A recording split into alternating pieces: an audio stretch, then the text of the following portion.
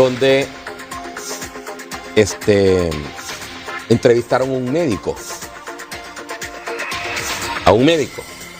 Y el periodista le preguntaba al médico que él sentía que muchos médicos ahora están matando a las personas. Que no me ponga estresada la doctora Ferguson. ¿Pero por qué decía él? Por la manera en que le daban las noticias de su salud al paciente. Por la falta de sensibilidad. Y se refería más a los hospitales públicos, o sea, donde usted no paga, no lo soban, no le dan un poquito de oportunidad, la cariñoterapia que le digo yo. Y ese doctor que estaba ahí hablaba con aquella paciencia y por eso lo invitaron. Porque dice que también influye la manera en que usted trate al paciente en el momento que le va a anunciar, que le va a decir algo a la persona en relación a lo que está padeciendo. Y la doctora Ferguson es así, al pecho. ¿Me explico? Se va directo de lo que uno debe de hacer, porque la enfermedad es un peligro. Así es. Y creo que uno debe de advertirse en uno mismo. Porque yo siento que con la diabetes, si usted suaviza mucho, quien pierde es el paciente. Es correcto. O sea, es importante llegar temprano para poder prevenir, porque riesgo por el simple hecho de ser latinos lo tenemos todos. Por algo hay igual tantos a las células millones. Cancerígenas. Claro, totalmente. Y la diabetes es una enfermedad que está muy relacionada al cáncer. En lo personal tengo muchos pacientes de que están recibiendo atención desde el punto de vista oncológico. En las mujeres es más frecuente el cáncer de mama y cáncer de cervix o de matriz, que son diabéticos. O en los varones es muy frecuente el cáncer de pulmón, el cáncer de próstata. ¿Por qué? Porque un factor de riesgo común es el consumo de tabaco. Bueno, doctora, antes de entrar, porque otro tema de la diabetes, usted dijo que es la obesidad. Correcto. Y Enrique Vázquez nos ha preparado, Ceci, un reporte sobre ello. De inmediato vamos a ver, porque según las estadísticas que le han dado a conocer, el 36% de la población hondureña padece de obesidad.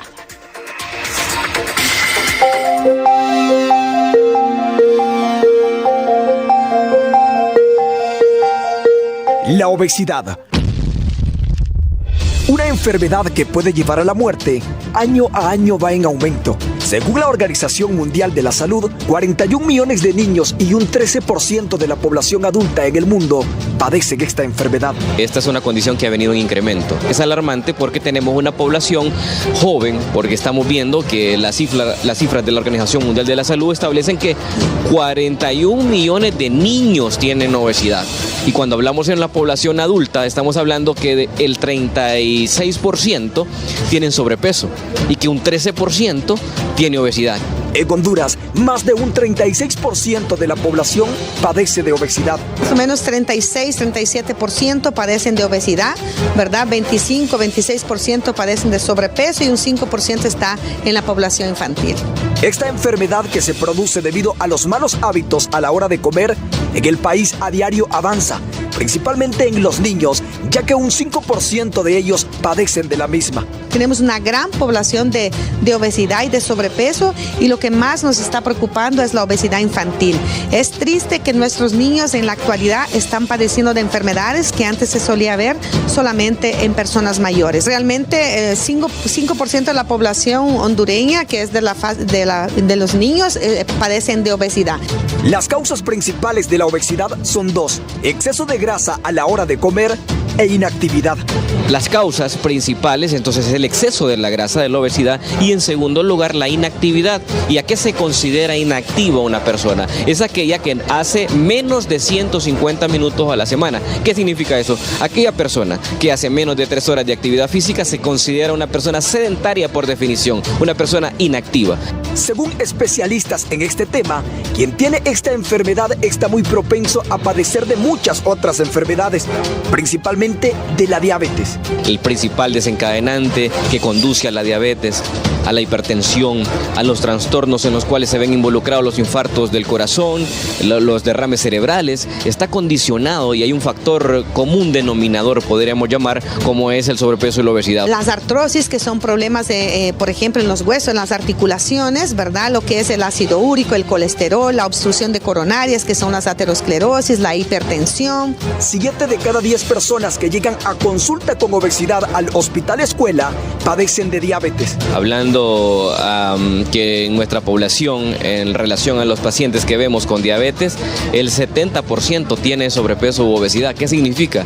Que 7 de 10 personas que acuden a la consulta ya tienen estos trastornos, que son la principal causa del desarrollo de enfermedades crónicas. La pregunta de todos es, ¿cómo evitar esta enfermedad? Aquí le brindamos las recomendaciones. Entonces, ¿cómo evitar y combatir la obesidad? Aprendiendo a comer, saliendo del sedentarismo, ¿verdad? Evitando muchas comidas chatarras, que son las calorías vacías. Y por supuesto, tener una dieta adaptada a su realidad y a su estilo de vida. Y la conducta debe estar basada en dietas equilibradas, porque sí podemos combinar la fruta, las verduras, sí se pueden comer carbohidratos, no es que las tortillas no se pueden consumir, pero no exceder en eso. Y realizar actividad física contemplada claramente, al menos 30 minutos diarios por 5 días de la semana. Recuerde, prevenir es la mejor forma de vivir. Con imágenes de Alejandro Dirías y la edición de Norman Orellana, para HCH Noticias, Quique Vázquez. Decía, la obesidad es mundial. Es correcto. Es mundial. Quienes no tiene la culpa Baleadas Express, no tiene culpa las burritas, ¿cómo se llaman? Poco baleadas. No tiene la culpa Burger King. Ninguna comida rápida. No tiene ninguna comida rápida la culpa, porque ellos es un negocio. Es correcto. Y como acaba de decir el doctor, ahí no es que estas comidas sean malas, es la manera en que uno la come, las cantidades. Eso. Por ejemplo, permitirle a un niño que solo coma pizza, que solo coma hamburguesa. Y no coma nada más. Hay madres que le están o padres y madres que le están permitiendo eso a sus hijos. Coca-Cola, o sea, ¿cómo que dijo usted? Las sodas y carbohidratos. Así es.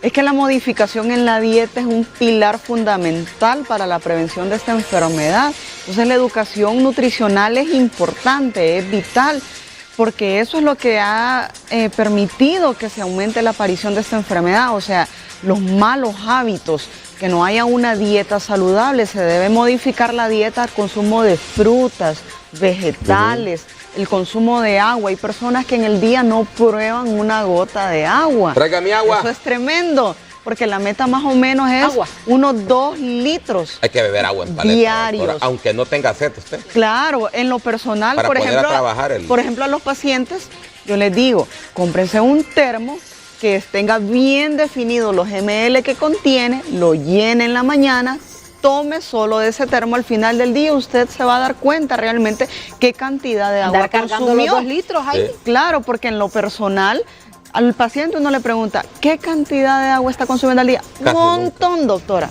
Bueno, ¿cuánto es montón? Un vaso Y de tal agua vez al día. sacamos bastante veces, pero poca agua. Correcto, entonces es importante Entonces no llegamos a los 2 litros. tener una O medida creemos clara. que el agua es el refresco. También el líquido. Pues porque es líquido. Así es. Ahora, doctora, me dicen aquí, ¿qué tiene que ver con el azúcar o con la diabetes? Dice el tema del colesterol y los triglicéridos en la diabetes. Habíamos mencionado previamente que un factor de riesgo son las dislipidemias. Es un trastorno de enfermedades en la cual, ya sea de forma hereditaria, porque es que la herencia juega un papel importante en esto. Hay personas que tienen herencia de tener trastornos en las grasas corporales, es decir, tener niveles de colesterol y sus tipos, o sea, HDL y LDL, que son los que más frecuentemente evaluamos, y aparte los triglicéridos muy elevados. Entonces, eventualmente las grasas en el organismo sufren transformación y pueden convertirse en carbohidratos, es decir, en azúcar. Entonces, aquella persona que ya tenga sobrepeso u obesidad va muy de la mano la alteración de la grasa. Si estos valores están por encima de meta, es decir, aquella persona que tiene su colesterol por encima de 200 miligramos sobre decilitro, aquella persona que tiene triglicéridos por encima de 150 miligramos sobre decilitro, que tiene un HDL o un colesterol bueno, como se conoce popularmente, muy bajo, o aquella persona que tiene un LDL, o conocido mejor como el colesterol malo, porque en efecto tenerlo elevado aumenta el riesgo de complicaciones cardíacas y de diabetes, entonces debe buscar atención médica, porque estas alteraciones en estos niveles de lípidos o de grasa le aumentan el riesgo a cualquier persona con, con o sin antecedentes personales de desarrollar la enfermedad. Entonces es importante porque estas grasas pueden llevar también a otra condición conocida muy poco por nuestra población, que es el hígado graso o esteatosis hepática. Es decir, que estas grasas eventualmente se van acumulando en el hígado y pueden producir muchas alteraciones metabólicas que eventualmente recaigan en una diabetes o complicaciones de peor pronóstico, como hasta una cirrosis incluso. Bueno, aquí hay otra pregunta importante que no hay que verla con morbosidad, sino con profesionalismo. Dice si la diabetes es una causa para que el hombre no tenga erección. Es muy importante. O sea, le afecta su sexualidad. Así es. Una de las complicaciones de la diabetes es la afectación de la microcirculación, o sea, la circulación de vasos pequeños. La impotencia sexual, llamémosla como es una complicación.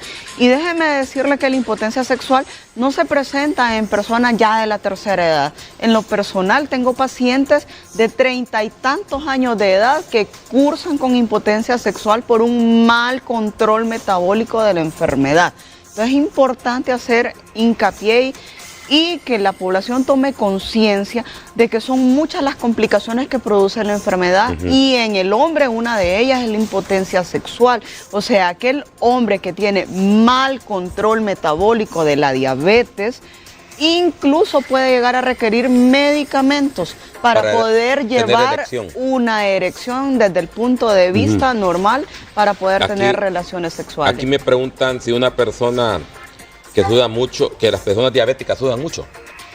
Bueno, esto es bien importante. Mire, el paciente diabético debe realizar actividad física, pero debe cumplir algunos criterios mínimos para realizar ejercicio. Eventualmente es un paciente que debe tener un buen grado de hidratación, es decir, que tiene que consumir agua durante la realización del ejercicio. Un paciente que tiene que tener niveles de glucosa aproximadamente unos 100 miligramos por lo menos, porque hay personas que en ayuno realizan ejercicio y pueden sufrir complicaciones, disminución de su glucosa o del azúcar, alteración en su presión arterial y haciendo ejercicio se desmaya el paciente. Entonces un paciente que al realizar ejercicio debe estar con condiciones óptimas para realizar el ejercicio. Buena alimentación, buena hidratación, hay que tener precaución con las temperaturas o la hora en que se realiza la actividad física. Eventualmente es recomendable buscar extremos del día porque a temperaturas más elevadas hay mayores alteraciones en los niveles de glucosa y de presión arterial del paciente que eventualmente el ejercicio le puede causar un perjuicio en realidad de un beneficio si no está con las condiciones mínimas para hacerlo. ¿Por qué la diabetes lo lleva a los problemas renales? Bueno, y a dializarse. Toda la población debe saber que a nivel nacional y mundial la principal causa de enfermedad renal crónica terminal, es decir, de daño de riñón, se llama diabetes mellitus. Por el simple hecho de que ya está en una máquina, ¿tiene diabetes? No necesariamente, pero la enfermedad que más lleva a enfermedad renal crónica terminal, en primer lugar está la diabetes y en segundo lugar la hipertensión arterial, que es otra enfermedad muy frecuente en nuestra población. ¿Quién no tiene un familiar que tiene hipertensión arterial en nuestra población? La mayoría. Tenemos un familiar hipertenso y de todas las edades. Hipertensión arterial no discrimina sexo, raza, condición económica o actividad que labora o que desempeña la persona. El paciente hipertenso también puede requerir eventualmente uso de terapia sustitutiva de hemodiálisis. Otras causas son alteraciones propias de riñón, pacientes que cursan con quistes renales o enfermedades propias de riñón. Pero la enfermedad que encabeza la lista de complicaciones a nivel renal es la diabetes mellitus. Por eso es importante que aquel paciente diabético ya diagnosticado tenga un control de su enfermedad, porque en la medida que el paciente esté en metas, no solo de glucosa, en meta de peso, en meta de sus niveles de grasa, en meta en cuanto a la actividad física o ejercicio que debe realizar y otras modificaciones, un paciente que se va a alejar de riesgo de tener complicaciones desde el punto de vista renal. Ahora, ya un paciente con un mal control metabólico se acelera el proceso de daño de riñón y eventualmente sí puede requerir de la hemodiálisis. Sí, voy a permitir algunas llamadas importantes. Ya todas las noticias las vamos a ir dando en resumen, Perfecto. Cecia, después, antes de irnos a la pausa. Sí, ya las tenemos. Pero voy a permitir algunas llamadas en este instante con la doctora, porque aquí me está llegando cualquier cantidad de preguntas. Y yo no quisiera que este día fuera un consultorio, sino más bien indicaciones, tips que nos pueden servir a todos. Aquí no se excluye a nadie, a todo ser humano viviente que come y camina, que ponga atención a los tips que está dando la doctora Ferguson. Y este es el kit que a diario tiene que andar una persona que sufre de esta enfermedad. Es correcto. A diario. Un glucómetro. Es lo ideal que todo paciente diabético tenga su aparato para poder realizarse monitoreos. Es importante que el paciente conozca qué síntomas de alarma indican que algún problema está presentando. Y él mismo lo percibe, ¿verdad? Claro, por Si ejemplo, se siente... el paciente tiene que conocer las dos complicaciones más frecuentes en una diabetes, complicaciones agudas. Número 1, la hipoglicemia, es decir, el bajón de azúcar, como lo conoce el paciente, que es cuando tiene glucosa menos de 70 miligramos sobre decilitro. Lo puede provocar aquel paciente de que no toma apropiadamente su medicación o no se inyecta apropiadamente su insulina o que no se alimenta. Entonces, ¿qué experimenta el paciente que tiene hipoglicemia o bajón de azúcar? Dolor de cabeza, debilidad, sudoración profusa o abundante, mareos, apetito. El paciente tiene la sensación, hay avidez, hay apetito, quiere comer, porque el cuerpo está avisando que los niveles de glucosa están bajos y que hay que subirlos de inmediato, entonces se estimula el apetito. El paciente va a tener sensación de que se va a desmayar, de debilidad o incluso hasta sensación de muerte. ¿Por qué? O sea, los niveles, si el paciente no ingiere alimento, inmediatamente siguen descendiendo y puede llegar a una condición que se llama hipoglicemia severa. Cuando el paciente tiene niveles de glucosa o de azúcar menos de 53, aquel paciente puede tener incluso hasta convulsiones, pérdida de la conciencia o alteración de su estado neurológico si no se actúa de inmediato. Mira bien en correcto, el entonces el paciente debe hacerse su glucometría de inmediato cuando tiene esos síntomas. Sí, o sea que en mi casa, por ejemplo, sin que esté diagnosticado, que alguien lo suframos, tenemos que tener uno de estos. Sería lo ideal. Por si nos dan estos síntomas. O sea, claro, es que hipoglicemia no está, definida solo para el paciente diabético, porque a veces una persona sana, entre comillas, si no tiene hábitos alimentarios saludables, puede presentar una hipoglicemia también. Colonia El Carrizal, buenos días. Sí, buenos días. Te escuchamos. Sí, mire que estaba escuchando la doctora. Yo tengo un hijo que de los 19 años es diabético, pero ha estado siempre en control. Pero tengo un problema con él, que él después, por ejemplo, en la mañana solo toma avena. A mediodía, pues su comida, ¿verdad? Normal. Pero en la tarde, cena, y él dice comiendo frutas, tomando jugo, él quiere volver a comer y volver a comer. Bueno, si haya bananos, come bananos, y a mí me preocupa porque no le puedo quitar eso, de que después de que cena... ¿Y cuántos años tiene, pues? 41. Ah, no, ya es su decisión personal. Lo que pasa es que mi hijo tiene una lesión cerebral también. Sí, disculpe. eso es lo que yo quería decirle. Ahí solo que lo engañe con otra cosa. No. Es muy importante que se le elabore un plan nutricional a este paciente. Mire, el hecho de hacer el diagnóstico de diabetes no significa de que prácticamente el paciente va a estar a pura agua.